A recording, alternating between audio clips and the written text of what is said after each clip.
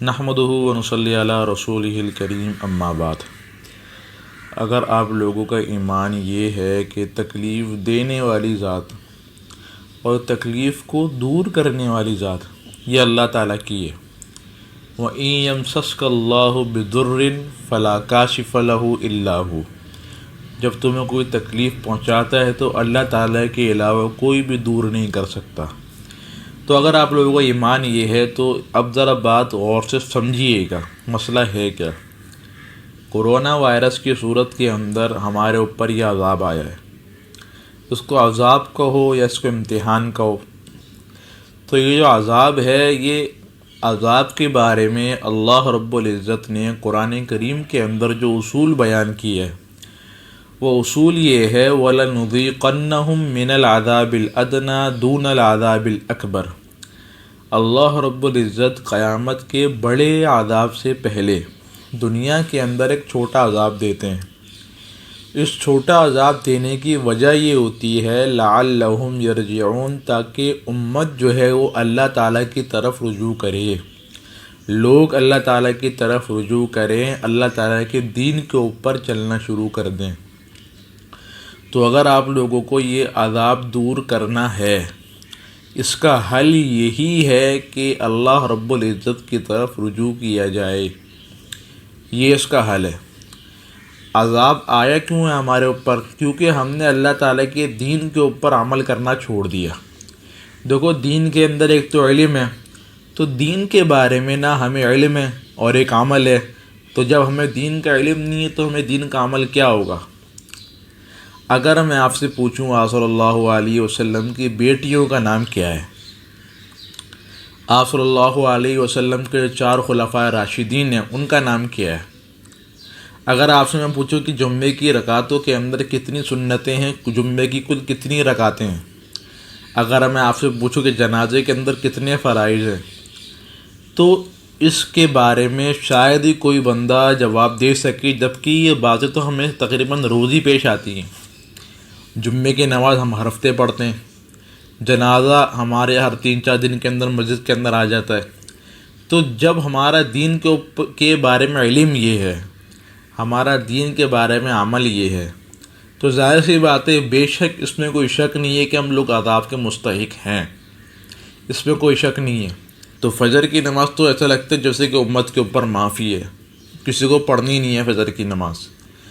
فجر کی نماز کے اندر اگر مسجد چھوٹی ہو تو تقریباً 10-12 نمازی ہوتے ہیں، مسجد بڑی ہو، علاقہ بڑا ہو تو 2-3 صفیں ہو جاتی ہیں، اس سے زیادہ مسجدوں کے اندر نمازی نہیں ہوتے۔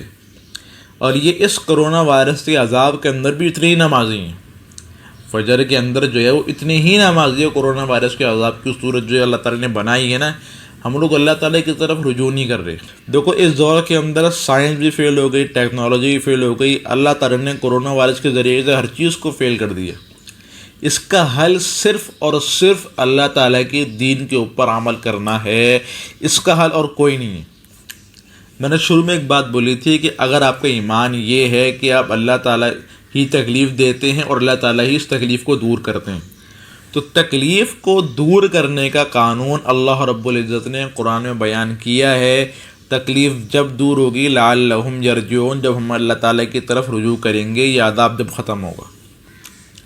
تو برائے مہربانی اللہ تعالیٰ سے توبہ کریں اپنے گناہوں کی، نمازوں کا اہتمام کریں، ضروریات کا دین علم جو ہے وہ حاصل کریں، جو موٹی موٹی باتوں کا علم ہے وہ حاصل کریں۔